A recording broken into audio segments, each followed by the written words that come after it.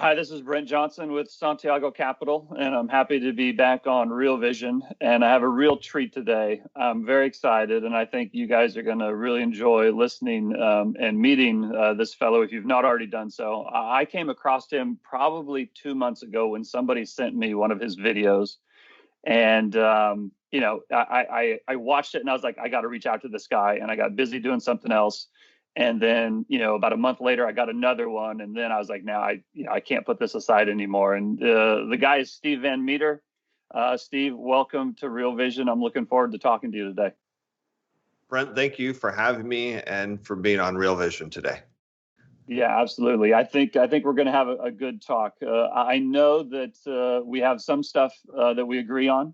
We may uncover some things that we disagree on, but either way, I think it's going to be fun to talk to. But for anyone who's not already familiar with Steve, I want to set it up a little bit because I just think I think everybody should follow him for a number of reasons. Number one, I promise you this is meant as a compliment, but I kind of think of him as the Mr. Rogers of finance because he comes in here and he's just a fantastic communicator. He keeps it very simple. He doesn't put on any airs.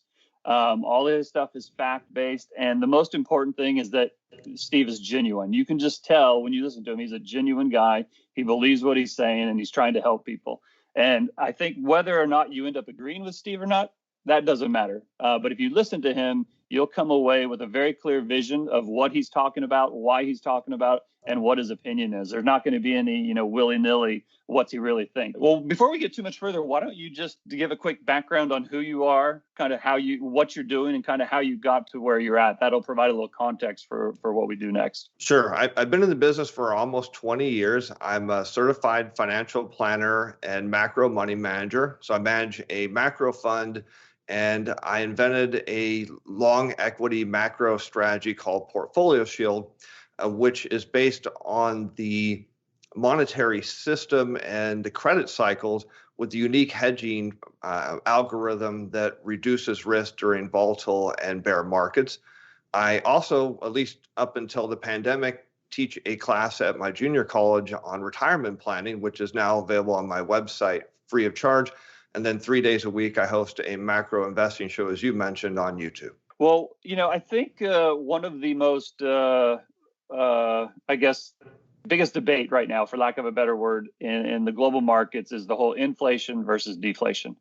And I think that's probably been the big debate for the last couple of years. But I guess it's kind of heated up recently, and the inflationists have, I would say, kind of taken the ball over the last 2 or 3 months, especially since March. And that's kind of the zeitgeist time. Is it real this time? And I you kind of have some specific opinions on this matter. So I guess I would ask you just right off the bat, are the inflationists right or the deflationists right? The deflationists, which is a very small minority, they're absolutely correct. And this is something that as I grew into the macro space, which I think, if you don't mind me adding, that the way I got into macro, oddly enough, was I wanted to be a better advisor. And as you know, Brent, once we get our licenses, there's not a lot of places you can go to learn, how the system works. And one day I saw this ad from this guy named Raoul Powell, who had no idea who it was, for the service called Real Vision. And this was back in the early days where he ran that business cycle ad. And I said, I don't know who that guy is, and I don't know what he knows, but I know how to know everything he knows and then some. So it's cool that my macro journey has started with Real Vision, and here I am today. So in terms of inflation versus deflation, we can look back to Milton Friedman, the late economist, and he was really the first person that postulated that low interest rates were a sign of tight financial conditions, and that high interest rates were a sign of loose financial conditions. And we can actually test that today, which is really cool, because the way I approach things is when interest rates are rising, they're rising due to the fact that lending growth is occurring. So when I go and look at the weekly Fed H.H data, and if I see lending growth rising, then I should see interest rates starting to rise, because I approach them like a sponge. That their job is to come out into the monetary system and soak up those dollars being created. Now, the other direction is, why do interest rates fall?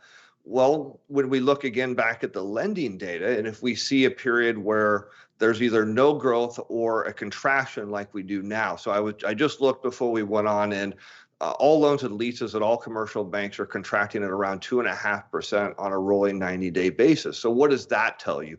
Well, it tells you financial conditions are tight and that interest rates need to actually fall to do what? Well, spur lending growth. So the fact that we're not seeing really any lending growth, it tells us that we're more likely to experience inflation than deflation because interest rates need to fall to a level where they will create lending growth, and then that will turn into inflation. So what I like to say is that low interest rates are deflationary up until they become inflationary, and that inflationary point is when there's enough people that come out into the market and start borrowing a lot of money. Well, so it's funny because I've always kind of said that low rates are deflationary as well. And, some people agree, but there's a lot of people who just say, no, that's absolutely wrong. They're lowering interest rates because that will spur inflation. And, I think the last 10 years kind of shows that that's not necessarily the case.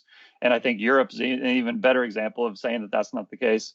And I've always kind of used kind of a meme to explain it. And I've said, it's like in The Godfather when Sonny Corleone says, we're going to go to the mattresses.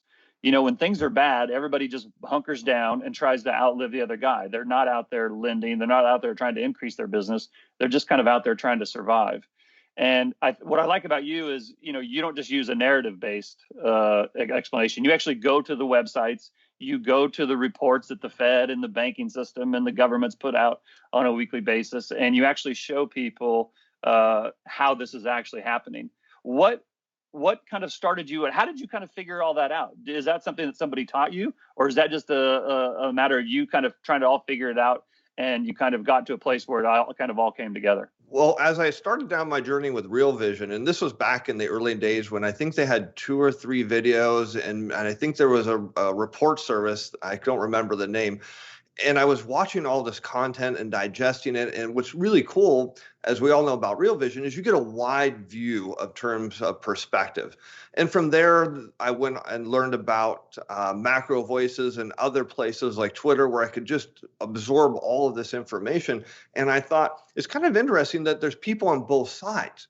And they would put charts up and graphs up and say, well, look at this relationship or look at that. And I would look at them and go like, it doesn't really make a lot of sense to me. So what I had to do is start digging underneath the data and finding people who really understood the system, and like Dr. Lacey Hunt and Jeffrey Snyder, and really vet out the people who really understood it and then dig even deeper. So whenever they said to read something, I went and read it. In fact, one of my favorite early podcasts, which is no longer around, is Adventures in Finance by Grant Williams. And one of the things that really pushed me down this road was in one episode, he was talking about the book, The Lords of Finance, which I'm sure, Brent, you probably read. Absolutely. Yep. And Grant said, I read this book and I read it every year. And my thought was, well, Grant's a really smart guy. If he reads it, I should read it. And as I was reading that book, I realized there's this whole frame of the monetary system that was, well, completely flawed, because here you had these people trying to run this machine and they didn't know what they were doing. It worked until it didn't. And when I got done reading that book, I started reading every book I could find about monetary policy. And what struck me as I continued this path was hardly anybody in our industry actually knows how the system works. It's kind of like going down and buying a new car, and the salesman pops the hood open and says, wow, look at that. And people are like, wow, that's really impressive. They don't know how it works. I mean, They just look at that and go like, wow, that's really cool. And when you understand how the system works, it gives you a massive competitive advantage to not only getting through the data, but identifying what trends are more likely to come than not. Yeah, I could totally agree. I kind of did a period of self-discovery myself to kind of figure out how it actually works. And once you kind of crack that code, it does help a lot. It doesn't necessarily mean you're always going to be right, but at least it helps you understand the context of when things are said. And just because somebody says something doesn't make it true, right? And so you can kind of, it helps your BS detector, if nothing else. Well, so then let's follow that a little bit further, because if low rates are deflationary and the banks, the Federal Reserve and other central banks around the world are holding rates down to make them lower, is QE inflationary or is QE deflationary? Yeah, that was something that I struggled with when it first came out because I was on the wrong side of that. Because I believe what everyone's telling me, this QE was inflationary, but it wasn't. And that was really interesting to me because the Fed has two policy tools. They have the federal funds rate, and then they have the monetary base or their balance sheet. And it became odd to me, and this is where I started questioning it more because I approached this industry like a little kid. A little kid asks his parents why. So if you put up a chart or something, and I say, well, why is that true? Why does Brent believe that? And that's really just helps me take a shovel out and just dig into this. And so when I looked at quantitative easing, it didn't make sense to me why that it was very clear that everyone agreed that when the Fed lowers the federal funds rate, that lowers short-term rates. But for some bizarre reason, everyone thought that quantitative easing led to higher interest rates and on the long end, and that just really didn't make any sense to me.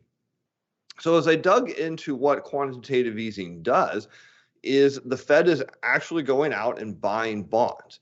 And the common misconception, and in fact, we've been seeing this on Twitter here over the weekend, is that people believe the banks are directly getting that money back.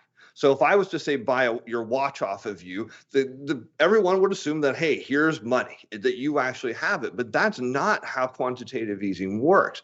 Instead of the banks directly receiving that money back, the Fed takes it and places it in a reserve account with the bank's name on it inside an account at the Federal Reserve member bank. So I look at it kind of like a uniform gift to minors account. So I can go to the bank, right, if I'm under 18, because I hear my parents talking about it, and I go to the teller and say, I'd like my money, and they can say, well, we have an account here with your name on it, but it's not yours. It belongs to your parents. So I view this, and it's not the correct term, but it makes sense to me, as I call it a collateral account. That should the Federal Reserve never return those bonds, which we could argue that they'll probably be on the balance sheet in perpetuity. But let's just say that Congress comes in one day and wipes out the Fed's balance sheet, then that cash would return to the banks. In the meantime, the banks cannot touch it. Now, technically, they can lend against it, but they really don't need to do that. So when you look at the relationship of QE being deflationary or inflationary, the Fed is buying something off the banks and not paying for it. So they're not returning that cash. So the Fed is actually removing liquidity instead of adding it like they claim they are. Yeah, and I think that what you've just touched on is such a key thing to understand. And it took me a long time to get it. But once you see it, it's kind of like, holy cow, right? And it kind of changes everything. I think the interesting thing is that people who dig into this and they kind of go through the steps, you can do 98% of the work and do 98% more than anybody else. And you'll get to the point where the Fed is giving cash back to the banks and they're taking the bonds. The problem is, and therefore you kind of feel like you've done all this work, you finally understand it, you've got a leg up on everybody else, but it's actually that last 2% where the details lie. And the fact that the Fed is not giving the banks cash, and they can't use the proceeds from the bonds that they're selling, quote unquote, selling to the Fed. But once you realize that, you do realize that QE does not work the way it is, the narrative says it does. And it makes all the difference in the world. Right. In fact, it makes sense when you think about it, that it's designed to suppress or lower interest rates. So the way people have to understand QE is it's just a swap and reserve. So banks are holding Treasury securities in reserve from bills, notes, and bonds, and the average maturity is probably less than 7 years because there's more bill issuance than anything. But all the Fed is doing is just swapping it with an overnight maturity of cash. So the banks are actually kind of, you think about them as they're losing from that situation because a bond pays far more interest than cash. But they have no choice. They have to go along with it because all the Fed is doing, and this is interesting because if you go back to the great financial crisis, there is a point in the charts where you see this massive short squeeze in the bond market. Interest rates just go boom, straight down. Well, what the Fed is doing, and I'm not sure they realize this completely, is they're actually removing Treasury securities from the market. They're creating the biggest short squeeze out there, and the market doesn't realize it. So the market thinks, okay, this is really inflationary, so what would you do from a money manager position? Well, I got to short the bond market, dump all my bonds, and then all of a sudden you get squeezed because bond prices are rising, and people go like, I don't get it. Well, look at the progression of money. So how does money eventually get to the Fed? Well, the U.S. Treasury has an auction, and the primary dealers show up at that auction and bid on new issuance. Then they take that new issuance, which under the current amount of $80 billion a month is entirely flipped of notes and bonds, because right now the Fed's not buying bills, even though they claim they are. You can look at the data and see they're actually not buying bills right now. So the primary dealers then flip those to the banks. Now, the first step is people think, all right, well, interest rates are going to go up, which means the primary dealers are going to buy at auction, and then in between the time they sell to the banks, they're going to lose money because interest rates go up. I don't know about you, Brent, but I don't think primary dealers are in business to lose money.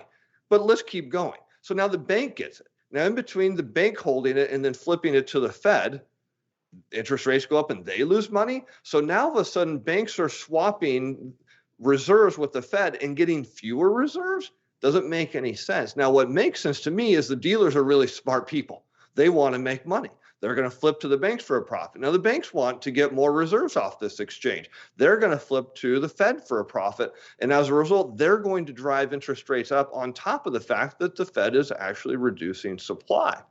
And I did the math and looked at July's data, where the Fed bought $80 billion a month in Treasury securities, and the primary dealers took from auction, I want to say around $72 billion or so. I could be slightly wrong on the number, which tells me the primary dealers have to go out to the market and take up more supply to meet the demands of the Fed. And so when you start connecting all the dots, it becomes very clear that not only is it deflationary, it's going to lead to a massive short squeeze in the bond market. So I guess that would put you in the bond bull camp.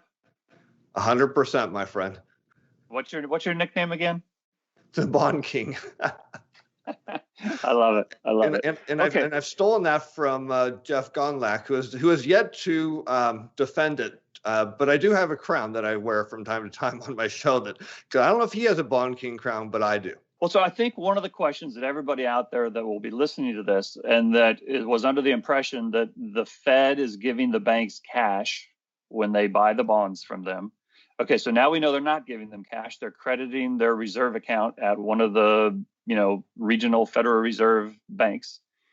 If that's the case, then where are the banks getting the cash to buy the new issued treasuries that the primary dealers buy from the Treasury? Well, they're getting it from the economy through their normal business of, collecting interest, fees, and other things that banks do to get money. And that's also what's interesting is how it makes it deflationary, because the Fed is inadvertently pulling liquidity from the markets. And yet you hear, Chair Powell, and he's not the first Fed chair to come out and say, well, we're pumping liquidity into the markets. And then, you hear Trump administration, again, not the first presidential administration, to say the same thing. And it's odd because it's doing the exact opposite, yet they want people to believe that they're injecting liquidity and creating inflation to get people to go out and spend money to create inflation. It's all psychological. It's all psychological. And so it's in a way, the Fed is bluffing, right? The Fed is saying that we're going to do this and it's going to be inflationary. And therefore, people hear that. And then they say, well, if it's inflationary, then I need to get in front of that. So then it influences their actions. And then other people see the banks do it, or, market participants do it. So then they do it. And it's kind of a knock-on effect of the Fed's initial, I guess, comments. Is that how you would describe it? Exactly. And what's interesting is that people still struggle to believe that, even after they hear the explanation. And if you go back and study the Federal Reserve Act, which I encourage everyone to do, and you can go back and all you have to do is read the Federal Reserve Act of 1937. And it's really clear because it says what the Fed can and can't do in terms of buying Treasury securities and now mortgage-backed securities. But the Federal Reserve Act is really clear about one thing in general. They can't print money. So I view the Fed as kind of like a purpose-built entity of like a firefighter. So, if my house is on fire, I call the firefighter to put it out. I don't expect them while they're there to say, light my neighbor's house on fire. Or if I need help lighting something on fire, I don't call them. Well, that's the Fed. They are a purpose-built institution to quell inflation. Because when they came into existence, deflation wasn't an issue. No one sat around saying, man, we've got this deflationary problem. We need a central bank to print money. No, the problem was inflation. And so they created the Fed, and the rules around the Fed so restrictive, they can't create inflation. They couldn't do it if they tried. So all they can do, which they figured out over the years, that their best policy tool is forward guidance, or as we call it, jawboning. If I can get, Brent, if I can get you to believe there's inflation and go out and buy a new car, a new house, or go finance something, well, that creates dollars. And those dollars get created, well, that is inflation if I can get enough people to do it. So the Fed, it doesn't have the ability to do what they want. They just want people to think they do because no one really understands how the monetary system actually works. Right. And so, with the common misperception being that the Fed prints the money and puts it into the system, and that's inflationary, but with the actuality being that it's the commercial banks that print money out of thin air, and they do that via the extension of credit, right? Absolutely correct. I mean, I would argue that if the Fed could print money, interest rates wouldn't be where they're at, and the dollar would be much lower. We see a lot of other things over the last 40 years that would validate the fact that the Fed could print money, and they can't. All right, so let's go back and let's focus on one issue, because I can already hear everybody out there who's of the opinion that the Fed gives cash to the banks, and then the banks use that to go, buy bonds or do whatever they do. Let's go back and focus on the reserves. We've explained the fact that when the Fed buys the bonds from the banks, they do not give the banks cash. What they give them is they credit their account of reserves at the Fed. So it actually doesn't even leave the Fed. It just credits their account at the Fed. Okay. So then people will say, well, they use those reserves to go buy the bonds. Why can they not use those reserves to go buy the bonds? Because they're not theirs. So, exactly. It's simple. Let's say I'm going to borrow your car. But let's explain that. Let's explain why it's theirs, but they're not usable. Let's explain that, because I know we had this big argument over the weekend on Twitter.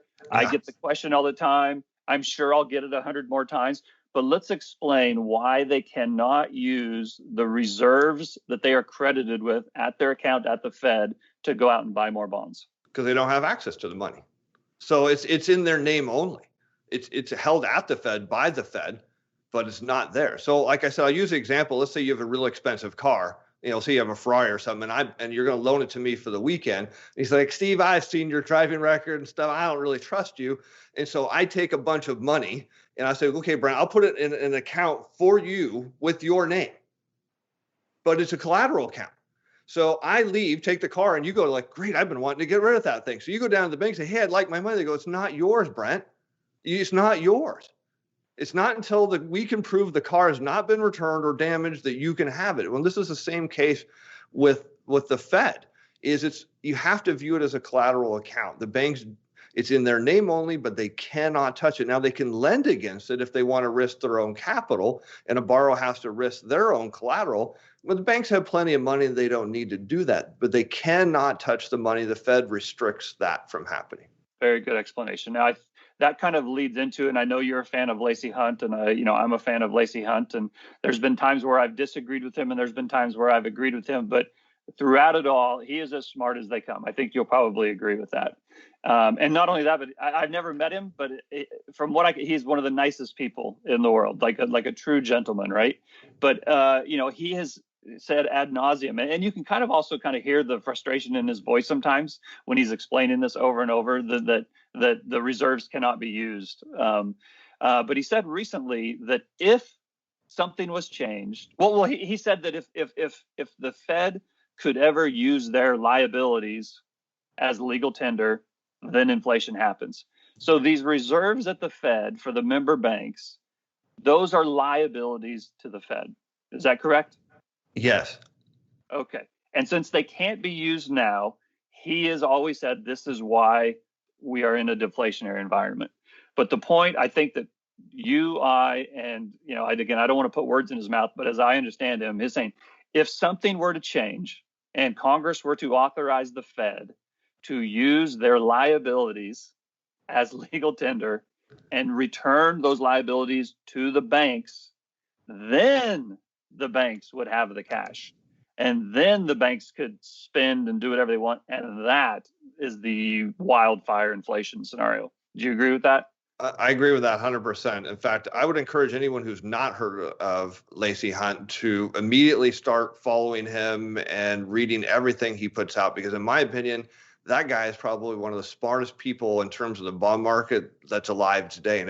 And I think you posted on Twitter, if you could spend an hour with someone, if I could spend a weekend with that guy trying to absorb everything he has, I would. And I think recently he's been misinterpreted because he's talked about these becoming cash, these liabilities coming out.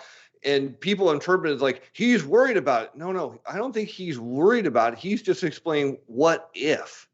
Right. And I don't think he believes for a minute that Congress is going to come out tomorrow and say, okay, balance sheet for the Fed, let's take the eraser to it. He's just saying, look, if that happened, it would be wildly inflationary, and it would be, because the banks would all of a sudden get this cash, and what would they want to do with it? Get rid of it.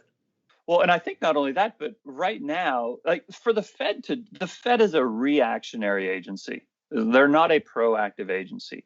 And so for them to take a step like that, which is a huge step, to go from reserves not being cash to reserves being cash is an enormous, that's a Rubicon bigger than any Rubicon that's been crossed so far. And I won't sit here and say it can't be crossed and that it won't be crossed. It very well may be crossed at some point.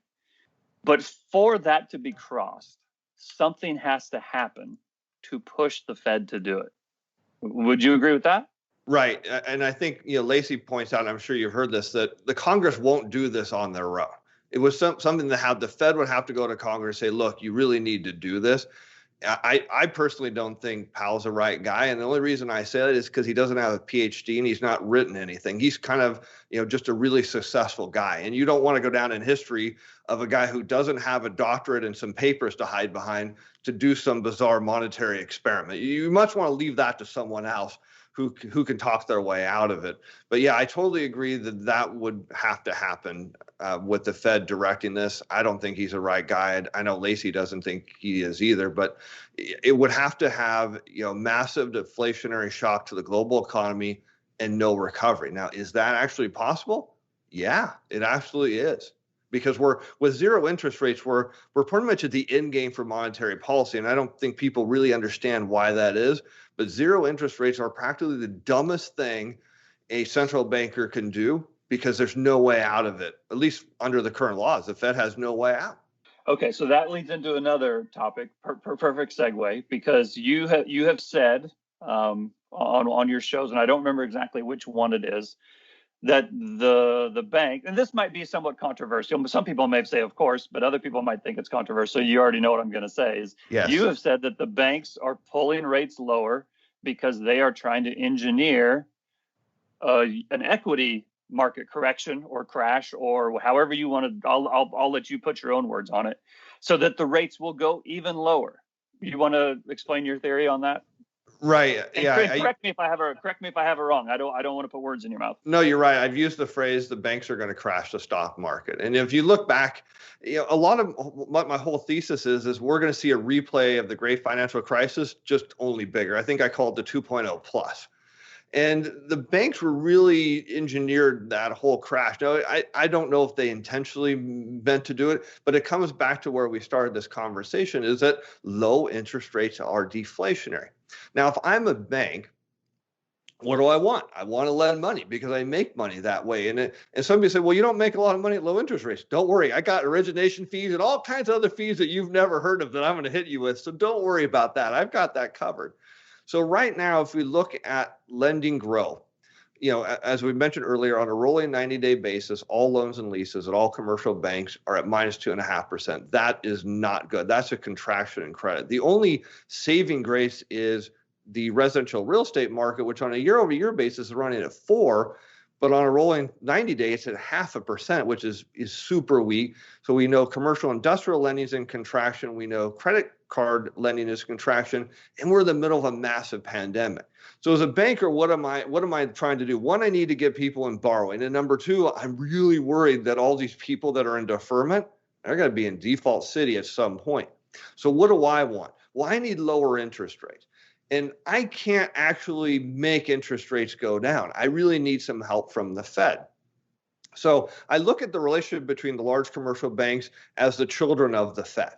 And so coming out of the great financial crisis, the large commercial banks, they really took all the heat for this. And it was kind of directed toward them, although I'm sure, Brett, you and I could agree that it wasn't entirely their fault. Did they play a role? Oh, absolutely they did. But was it entirely their fault? No. So, but they were okay with it. They took the blame and came out of it weaker than before. And they have all these regulations that they probably didn't like and still don't. And, they were cool with it because up until recently, they've been able to buy their shares back. And that made them happy because, if these executives like to enrich themselves, do a share buyback program. And everything was really cool up until the end of last quarter when they didn't pass the stress test, or they didn't get the right score, which I always find amusing because they're open book tests, right? I mean, they're given the test ahead of time and then they didn't get the score. Can't pass. Yeah. So it's kind of like, okay.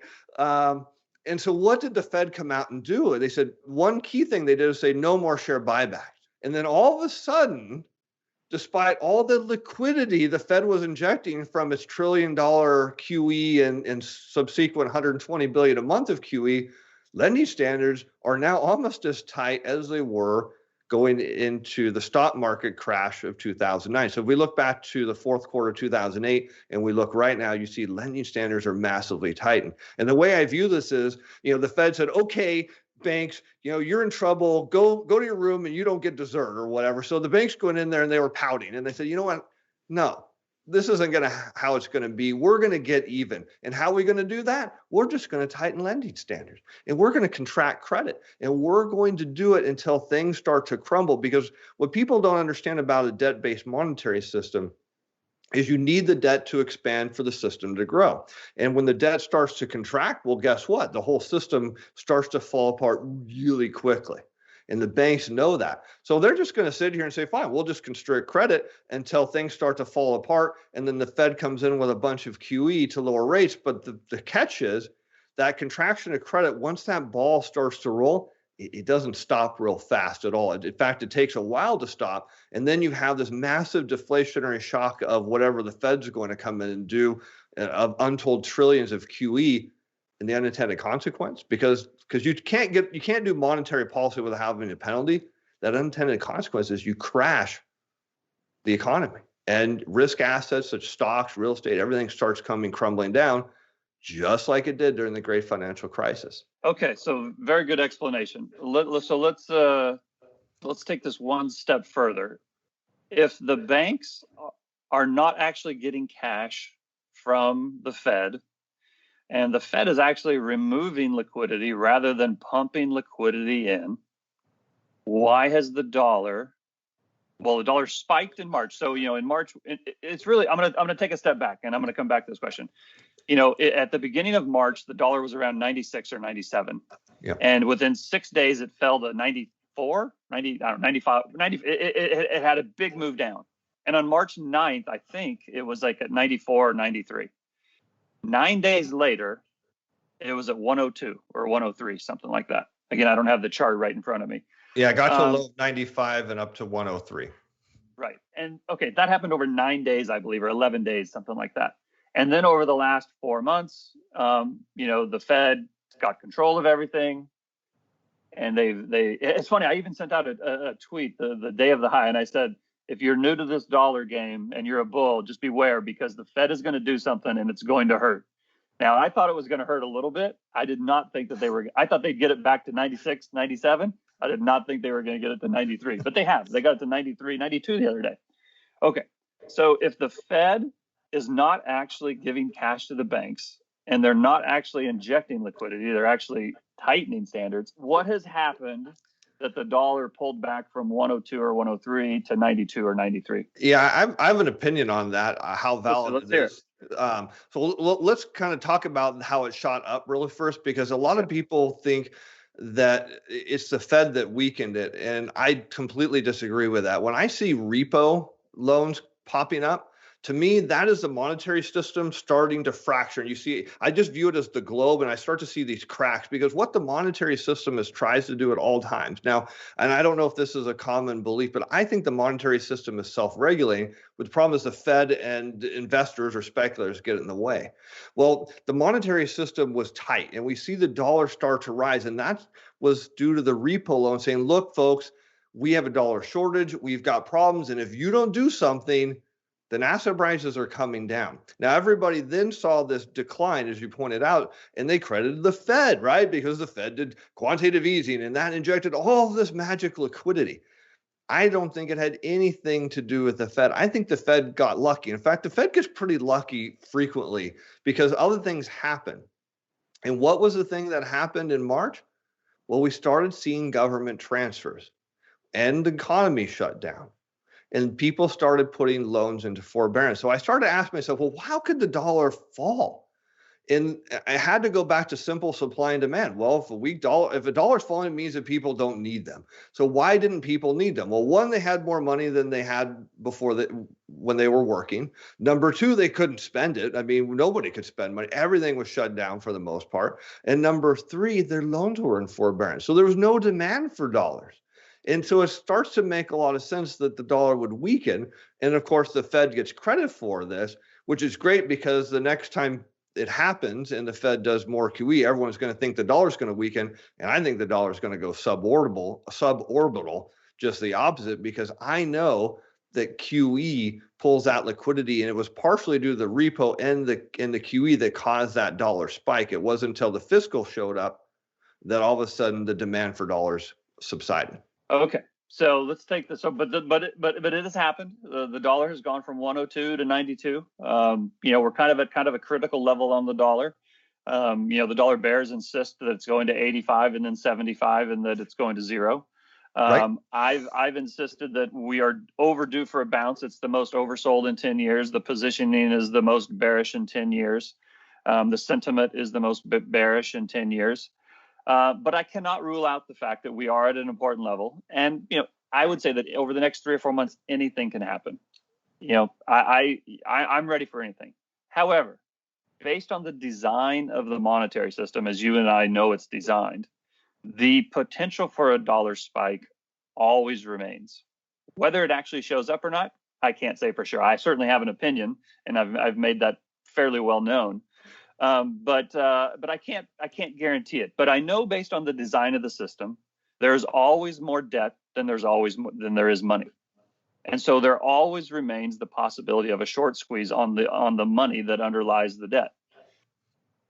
And you and I both agree that we're in a deflationary scenario until something changes. So my question to you is, if you think the dollar is going higher and we're set up for a big spike in bonds in the dollar, and the system is deflationary, if you were a central banker and you really actually did want to create inflation, how would you do it? If I was a central banker, I'd probably quit immediately. I would too. That's my answer. You can't have my answer. I know, because stay there and solve the problem. Honestly, if I was a central banker, I'd probably hire Jeff Snyder and Lacey Hunt and whoever else they said to do it, because I would just take a back seat and say, whatever those guys say we're doing. I think the Fed has gotten away with this weak dollar, and and part of me actually believes that they believe it too. And I thought it was interesting, the bottom of the dollar here coincided almost perfectly with the fiscal stimulus ending. And it starts to make sense, because if I go from more than 100% of my pay to, say, 70% or whatever it is, what do I suddenly have? Oh, a demand for dollars. And the other way, see, I have maybe a stronger opinion on the dollar, because I'm highly convicted that it will go up, because it's part of a three-legged stool that I call the trifecta of tightening. Because what does a weak dollar mean? It means financial conditions are loose or loosening. What is a strong dollar? It means they're tight or tightening. So let's look at the three major players. Well, we've got the bond market, which is saying, hey, financial conditions are tight. We've got the banks, which are tightening financial condition or lending standards. And then over here, you've got the dollar hanging out saying, everything's cool, man. Everything's loose. Well, you've got 2 of 3 parties saying the dollar's wrong, plus you've got no lending growth. So my view is the dollar is the odd man out. It's just only a matter of time before I say it goes suborbital. Now, my view is it's going to blow through 103. I don't know where it goes. Maybe Brent, you've got a price target. I just think it's going to go way higher than most people think, and it's going to be like an out-of-control bowling ball at a Jenga competition. I mean, people are just not going to see this thing coming. Let's touch on one point before I forget.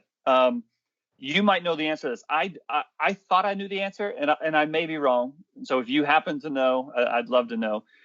You've talked about the deferment of dollar demand because you didn't have to pay your mortgage, you didn't have to pay that invoice, you didn't have to, you weren't going out to buy those new pair of shoes or whatever it was. There's been this delay of dollar payments. But I think the key in that is that there's been a delay and a deferment. They haven't been forgiven. There's a delay and a deferment. So my argument has been that when that delay and when that deferment is over, whether it's due to they just can't defer them any longer, the businesses can't afford to defer them any longer, or it's because the economy opens back up. But for whatever reason, when that deferment ends, not only will there be the regular demand, but all those deferred payments that were deferred will now spike. But I've recently heard that maybe that on some of those deferments, they don't all come due when the deferments end. Maybe they've been pushed to the end of the loan or the end of the lease or the end of the security, the maturity. Right, I do. In fact, on my show, I talked about how, hey, guess what's going to happen? Because the first loans went into deferment, had to be in March, which means next month the first ones come out. And as you pointed out, not only are you going to have this 6-month lump sum, but you have the 7th payment. And that is really interesting to me because in a debt-based monetary system, as we've talked about before the show, there's always a shortage of dollar. Well, when do I really need dollars? When I have to pay my loans, right? That's why I go to work, and why people do what they do is because they need to go out into the pool of dollars where there's not enough and fight and get theirs to make their debt payment. Well, on government-backed loans, you can take that deferment, stick it to the end, and then recently I said now you can actually get a 12-month deferment.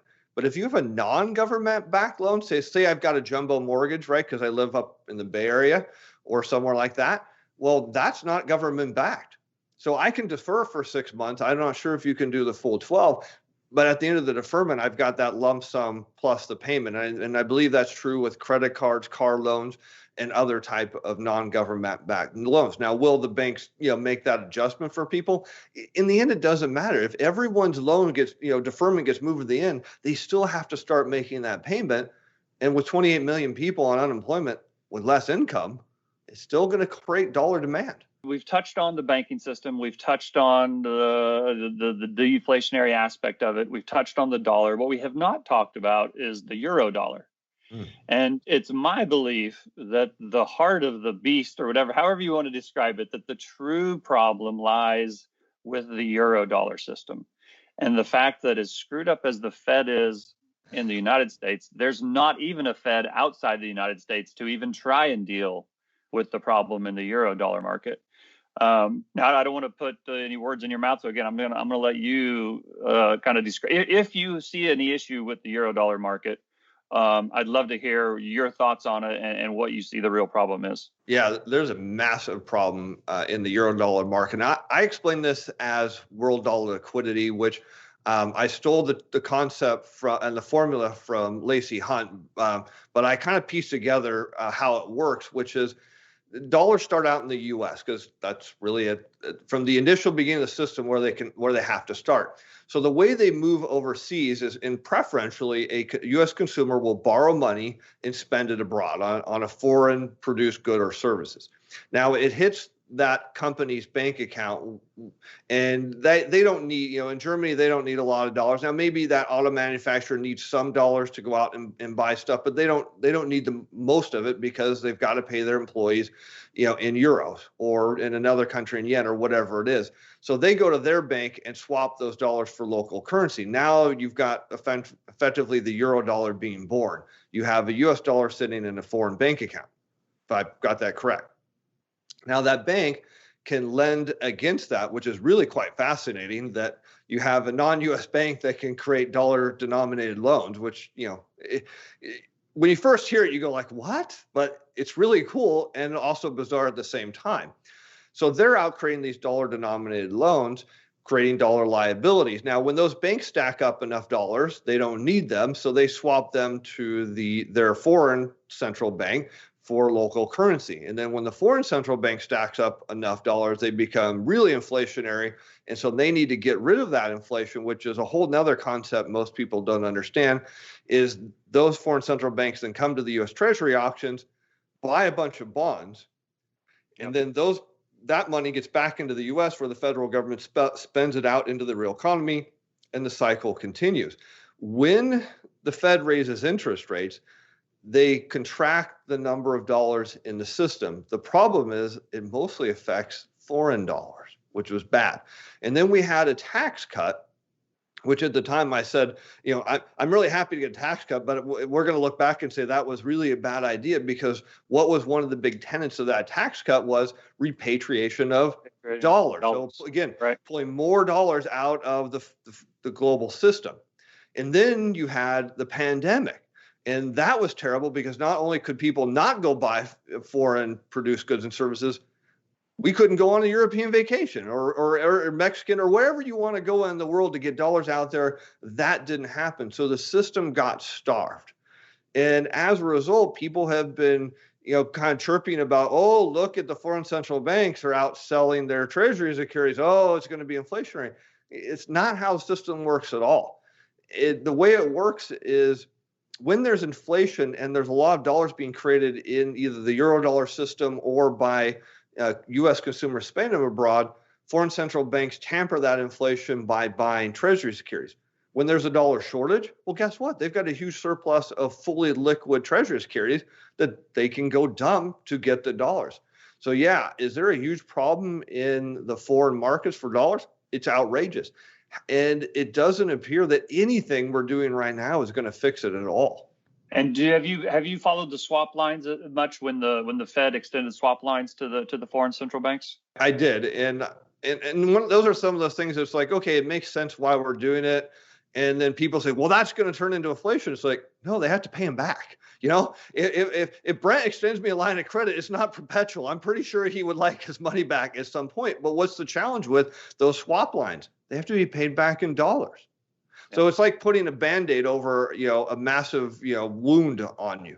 Yeah, your artery's cut, and you're throwing a Band-Aid over it. Yeah, it stops the bleeding, but it makes the wound underneath it bigger. That's kind of the analogy I use. Okay, so Steve, we've talked a lot about deflation and, why we think it's a deflationary environment, at least for now. I know one of the questions that we will get is even if people who previously believed that the banks were getting cash now believe that they are not getting cash. I know one of the other questions they will ask is, okay, but the government is spending more than they ever have. They're running a bigger budget deficit than they ever have. And when the government spends the money into the market, that goes right into the market. It doesn't get trapped in the banks, and that will be inflationary. Do you want to comment on that at all? Yeah, and I think this comes back to the whole rising M2 is inflationary, which is something I used to believe, but I no longer. And the answer is it can be, or sometimes is. It all depends on when the government gives somebody money, what do they do with it? Now, if they go out and buy a new cell phone or something and finance it, well, yeah, that's inflationary. But if they use it to pay down their credit card debt, it's deflationary.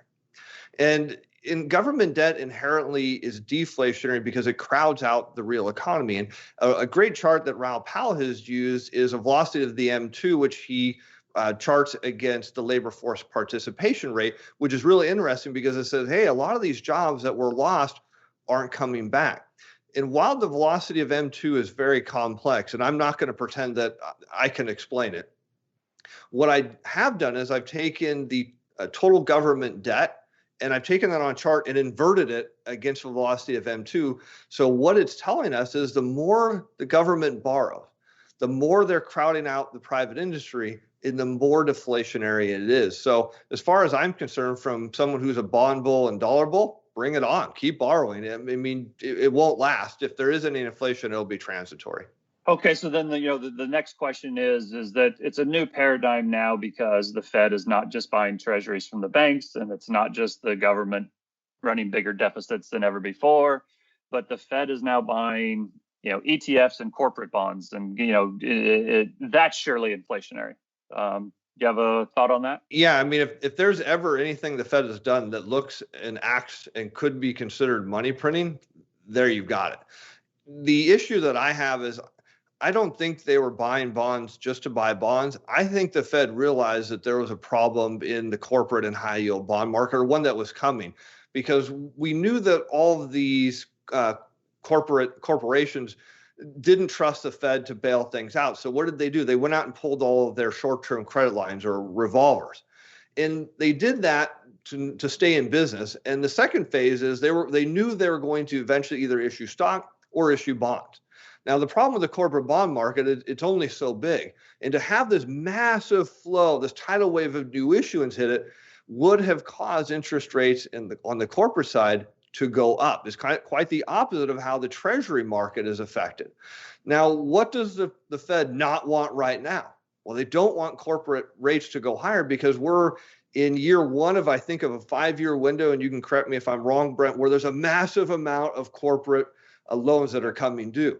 And so this would be a really big problem for corporations, not only to be financing their revolvers at higher rates, but to have all this debt coming due at even higher rates, and the whole system will blow apart. So I viewed it as the Fed was trying to take some stress off of it by reducing the supply of corporate bonds in the market. And then they're also trying to reduce high yields because they know that some of these corporate bonds are going to default or have their rating dropped, or they'll flow into the high yield space. And again, there just isn't enough people in the high yield market to absorb all of these bonds either. So I just look at the Fed's, just trying to take pressure off of it. I don't think they have any other intention of printing money. While it looks that way and it feels that way, I don't think that was their real intent. Now, maybe if they scale it up, it is. But again, I don't believe that's why they did it. Yeah, I tend to agree. And, the analogy I've kind of used is that a lot of these programs, the Fed is not inflating things. They're inflating it from a deflated position. They're trying to keep the bucket full, even though the bucket has a bunch of holes in it. But the bucket is not the bucket's maybe getting new water in it, but it's not getting more water in it. Now we're going to get to a part where I think we may disagree. I think we're going to initially agree, and then I think we're going to get to an area where we may disagree. But let's see. Okay. So we both agree that low rates are deflationary. We both agree that the dollar is the odd man out of your three-legged stool, and that the dollar is going to rise. And people might be surprised at this, but when that happens, I think that U.S. equities are going to fall as well. I think we're going to have another downturn in U.S. equities, or at least another correction. Maybe it's a crash, as you described. Whether it's a crash or a correction, I agree with you. The next time the dollar spikes, risk assets, including U.S. assets or U.S. equities, will fall. I think we're probably in agreement there. What I think happens after that, though, is that the rest of the world, the central bank, the Fed, will come out and do, print another whatever, or print. That's not the right. We've already said that's not the right way to describe it. Expand their balance sheet. I think the balance sheet could easily go to 20, 30, 40 trillion. Won't surprise me at all. I think the rest of the world will do that as well. And I think we are going to get into a scenario where the Fed is able to finance their deficits easier than the rest of the world will be able to finance their deficits. And as a result, I think we're going to have a period where interest rates start to rise, not because outside the U.S., not because things are good and they're actually getting some inflation and growth, but because people don't want to invest in those bonds because of counterparty risk. And I think it's going to start in the emerging markets. It'll move its way up to the middle markets, and it'll eventually hit the bigger markets. But as that starts to happen, and as interest rates start to rise, and people start to sell foreign sovereign bonds, whether it's U.S. investors selling them or whether it's foreigners selling their own sovereign bonds, I think one of the areas that will get the flows that are coming out of sovereign bonds is U.S. equities, big, large cap U.S. equities. And so I think that is the scenario. That's the milkshake. So the rise that we've had in equities in the last 3 or 4 months, that is not the milkshake. It's pretty clear the milkshake has not been working for the last 3 or 4 months. I don't think anybody would say that it is, and I certainly wouldn't do it. But I do think that potential is still there. What do you think about that? Well, when I first heard you explain it to me, I said it doesn't really make any sense. And then you explained it to me, I think about 3 more times, and I said it doesn't make any sense. And then a few hours later, I texted you with my answer. So the reason, let's start from the beginning, because I really do agree with many of your points. And the reason I think we'll see not just a correction, but a crash in equity prices is it starts with the bond market. Everybody's short the bond market right now, whether they're short from a speculative position or just short that they don't own it. So they have no insurance on their portfolio. We also know that pretty much everyone's long U.S. equities, and that due to market cap weighting, they're long about 5 companies, which never is a recipe for success. And then you look at volatility and you still see people short volatility. So what will happen, the way this will start unwinding is obviously bond prices will break out. People will have to cover their bond shorts. There's a shortage of liquidity, as we already know, a shortage of dollars. So they'll sell stocks to cover their bond shorts, which will trigger a spike in volatility, which will mean they'll have to cover their vol shorts. And then, of course, the dollar is going to take off. So they'll have to cover their dollar shorts. And next thing you know, the whole system just crashes down. Now, what I see happening is, and I'll agree with you, I do think there will be a spike of inflation, not because people will realize that zero interest rates are dumb, it's because they will have flooded there because all the news will change about how equities were a bad idea and you shouldn't have been buying them at these PE ratios and shame on you. And deflation will be just hammering the news. And it'll do that because the smart money who's been sitting in bonds since 2016 has made a massive amount of money. And for anyone listening that doesn't realize that, go look at the duration of 30-year bonds or 30-year zeros. There's a lot of upside to come, because when interest rates get near zero, what's going to happen when the dollar spikes, it's literally just going to pin interest rates low for a while. Now, it won't last real long because the smart money is going to be unloading these bonds like crazy to get into risk assets. Hence, you mentioned it perfectly. The first place you'll see it is an emerging market stock.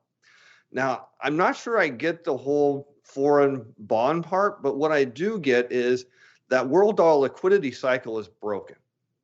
And how do you get that to restart? Well, there's a couple of ways you could happen. One, you could have a world war.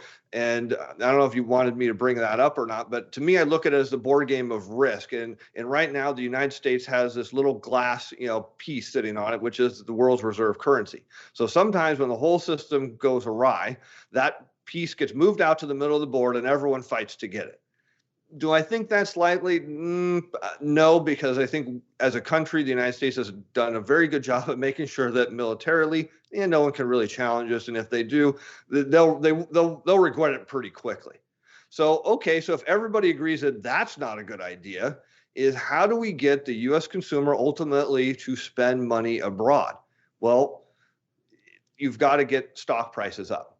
So how do you do that? Well, you can go read the Swiss National Bank playbook, which is sell their currency on the open market, get dollars, and then buy U.S. equities, because everybody knows, and the Fed has known this for decades, that when U.S. consumers feel rich, they will spend money, because there's a 70% correlation between consumer spending and the stock market. So how do you do it if you don't want to go to war with the United States and challenge them for the reserve status? Well, you simply print money and buy U.S. equities. Granted, it's probably not your happiest day in your life if you're a central banker, but you know what? There's not really many other choices you have. So if a foreign central bank prints their own currency, they go buy the dollar, and then they go buy Coca-Cola or Philip Morris or GE or whatever, Facebook or whatever it is. Everything. They buy all of them. So in that scenario, what happens to the foreign currency? What happens to the dollar? And what happens to the Dow? Well, in that example, I think I have just validated the milkshake theory. If I'm mistaken, that you have a wildly strong dollar. I guess that's the point I want to make. Is listen, I don't know whether I'm going to be right or wrong. I've always tried to correct people and say it's not called the dollar milkshake fact. It's called the dollar milkshake theory. I just think that it's possible, and I think that not many people think it's possible. So therefore, it's attractive to me to kind of bet on it. It does make sense, though, right? Because if I'm an exporting nation, what do I want? I want a strong dollar and a weak currency. And if I'm not willing to challenge the United States over its reserve status, how do I get it, right? I mean, the Swiss National Bank just wrote the whole playbook, and it does work. So, print money out of thin air And to answer your question, what do you have? You have this odd event where you have a very strong dollar and you can have high equities. Now, that doesn't make any sense, but it doesn't mean it can't happen. Well, I get, I appreciate you bringing up the Swiss National Bank, because it took me forever to try to figure out what in the hell the Swiss National Bank was doing. The first, I think the first time I kind of realized what they were doing was, I don't know, maybe it was 2015 or 16, maybe even later than that. And I was like, they're supposed to be smart. They're central bankers. This is the stupidest thing I've ever heard of. You're printing your own currency to buy U.S. equities that are overvalued. Yeah. And the more I thought about it, and the further we've gone along, I'm like, holy cow, maybe these central bankers, I mean, I have pretty low opinion of central bankers, but that might be that might be the smartest move. It has the potential to be the smartest move of any central banker I've ever seen. We will see. Anyway. Well, but what happens when U.S. equities start to crash and they have to unwind those positions too? Yeah. So well, it cuts both ways, right? So what the Swiss National Bank would need is really a bunch of other, I mean, they're kind of the lone wolf right now testing the waters. What they need is all the central bankers to get band together and agree that this is a solution. And would they do it? I mean, it kind of makes sense, because if you think about, smart money positioning, we do know smart money has been very long bonds, and they count on the Fed to get their payday. So when rates at zero, they're going to unload those, and they're going to want to buy risk assets. Well, they're not going to buy them if they don't think there's some upside in them. And maybe there's some manipulation from the Fed's perspective of, hey, you got to fix this problem. And if you raise asset prices and stock prices, we'll go out and spend money. Well, okay, go. How do you do it? Get people to print money and buy U.S. equities. Yeah, like the people like Lacey and Raul, I mean, they've been bond bulls forever, and it's been just incredible call, incredible.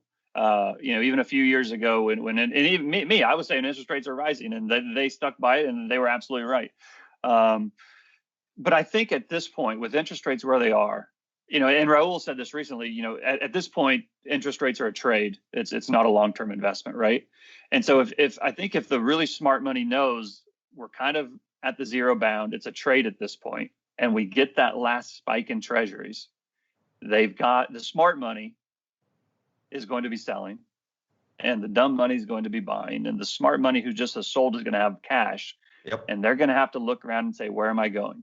And I think one of the places they're going to go is big blue chip U.S. equities. And so if the central banks know that all the central banks are going to do more QE and do more stimulus, in other words, another replay of what we've just done over in 2009 and what we've just done over the last 4 or 5 months, why wouldn't other central banks do the same thing? Why wouldn't other central banks try to weaken their currency and so that they could export more and buy equities so they could write it back up the way the Swiss National Bank has done for the last 4 months? I don't know. It's extremely interesting. I think anybody who likes macro and doesn't like what's going on right now should just quit and go home and find something else to do, because if you don't like it now, you're never going to like it. Yeah. And what you're describing is pretty much an exact replay of the great financial crisis. I mean, it's exactly what happened when the smart money dumped their bonds. And people, they said, how can you be bond bullish? And, have you seen the interest rates? And I said, look, I'm not buying it for the coupon. I'm buying it for the same reason you buy stock, because I want price appreciation. They go, huh? Yeah, it's called duration. There's a lot of money in plain old bonds. And I do not plan on being a long-term investor. I plan on, as soon as they get around zero or so, I'm deep sixing it, because you're right. They're going to go buy these risk assets and emerging market assets and bet on inflation. And it's going to make sense. The central banks are going to come out and do a lot of QE. But guess what's going to happen? It's going to appear to work until it doesn't. So there'll be a short burst of inflation, and then it's going to rotate back over to deflation, and then central bankers will have no choice. And that's where potentially the milkshake theory starts becoming a valid option. Now, will it be? Who knows?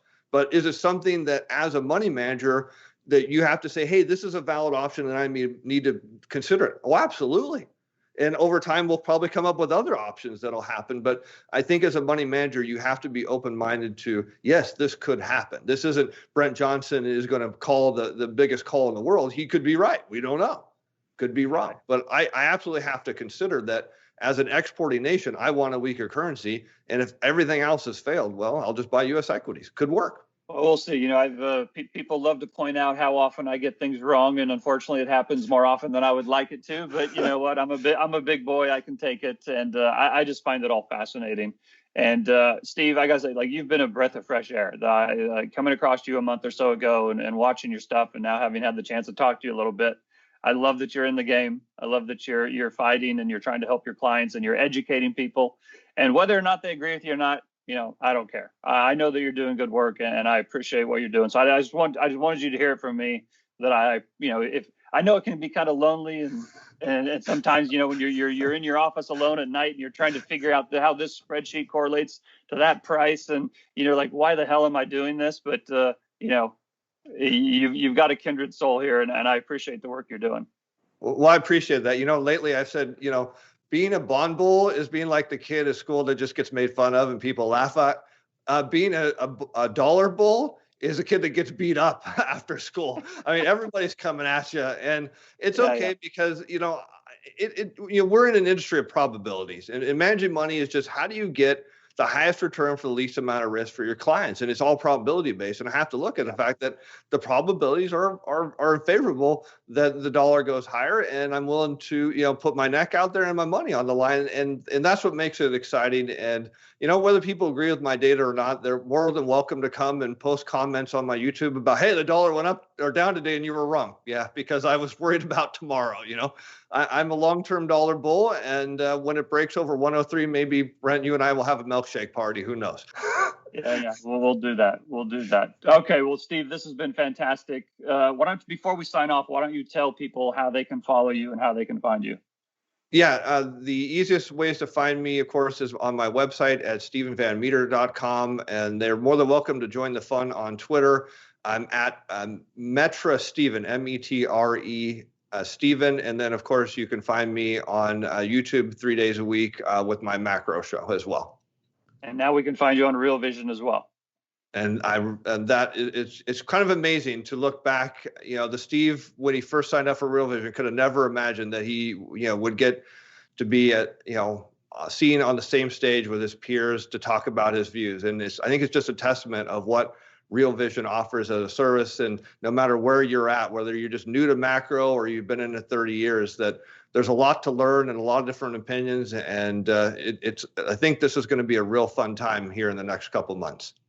Yeah, you're here now, and it's the Super Bowl, so let's enjoy it. Great talking to you. If you're ready to go beyond the interview, make sure you visit realvision.com, where you can try Real Vision Plus for 30 days for just $1. We'll see you next time right here on Real Vision.